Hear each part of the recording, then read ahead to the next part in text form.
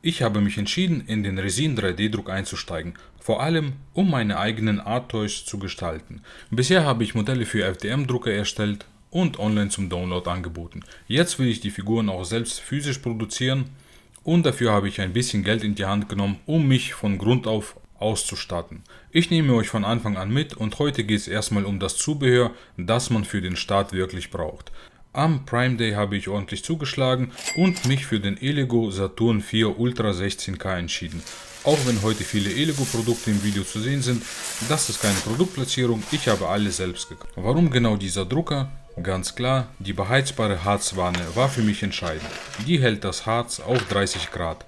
In meinem Raum kann es im Winter unter 5 Grad kalt werden, da wäre Drucken ohne beheizbare Wanne schlicht nicht möglich gewesen. Außerdem hat die Wanne eine Schrägkippfunktion, was laut meinem Verständnis auch einige Vorteile hat. Dazu aber mehr im nächsten Video. Übrigens, die Links zu meinen 3D-Modellen findet ihr in der Beschreibung. Wenn ihr mögt, könnt ihr mich damit unterstützen. Mit dem Drucker habe ich mir auch gleich das Mercury X-Bundle geholt, also eine Kombi aus Wasch- und Auswertestation.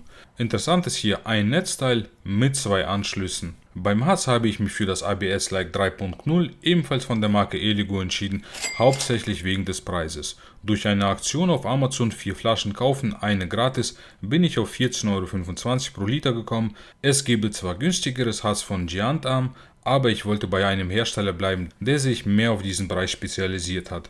Die Entscheidung fiel bei mir dann zwischen Anycubic oder Elego und am Ende gab der Preis den Ausschlag. Fürs Lackieren habe ich mir auch eine Spezialkabine bestellt.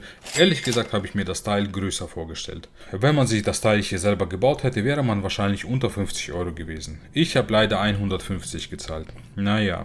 Und bei diesem Teil ist direkt ein weiterer Stromkabel mit 2 Steckern. Hatte ich vorher noch nie und jetzt gleich 2 Stück an einem Tag. Ich habe auch kurz die Saugleistung und das Licht der Spritzkabine getestet. Genaueres kann ich dann beim Lackieren feststellen. Natürlich darf Isopropanol nicht fehlen. Das nutze ich auch für die Druckerreinigung bei meinem FDM oder die Heizbettplatten, die Smooth PI. Aber bei Resin wird da natürlich ein deutlich höherer Verbrauch sein. Ein weiteres spannendes Teil, ein kleiner Luftkompressor. Ich habe ihn schon getestet und finde ihn bisher echt gut. Lautstärke und Druck sind für mich absolut okay. Ich hatte dann null Ahnung und ja, ChatGPT hat mir echt weitergeholfen. Wie haben Menschen bloß eigentlich früher ohne Strom und ChatGPT überlebt? Dann kam noch eine Airbrush dazu. Absolutes Neuland für mich, aber laut den Bewertungen ein Top-Gerät. Über 1200 Kommentare, macht einen qualitativ guten Eindruck. Ich wollte nicht das billigste Modell, aber auch nicht zu viel ausgeben. Der Preis hier war für mich in Ordnung. Für diejenigen, die sich ein bisschen auskennen, das hier ist eine Double Action Airbrush. Damit die 3D-Druckteile gut halten und trocknen können, habe ich mir ein paar Stäbe bestellt und mir schnell in der Xtool-Software ein einfaches Gestell entworfen und gelasert. So ein fertiger Ständer wäre mir dann auch zu teuer und viel zu klein gewesen. Ich habe hier genug Holz rumliegen, also selbst gemacht. Ach ja, und das hier ist übrigens meine selbstdesignte Holzuhr im Wabenlook. Da bin ich ein bisschen stolz drauf. Nebenbei habe ich dann noch den 3D-Drucker gestartet und ein Software-Update gemacht. Sollte man immer machen. Falls kein WLAN da ist, einfach kurz mit seinem mobilen Hotspot verbinden. Und noch ein paar Kleinigkeiten. Ein Filter mit feinem Netz, um Resin beim Abgießen von kleinen Reststücken zu befreien. FEP-Folien als Ersatz sollte man unbedingt zu Hause haben, falls mal eine reißt oder beschädigt ist, dass man dann weiter drucken kann. Ein Reinigungsgerät für die Airbrush, da kommen die letzten Farbspritzer rein. Für solche Teile verwende ich dann gerne mal älteres Filament oder einfach Filamentreste. So sieht die gelaserte Halterplatte aus. Kann ich in jeder Größe anpassen und es ist nicht schlimm, wenn sie dreckig wird.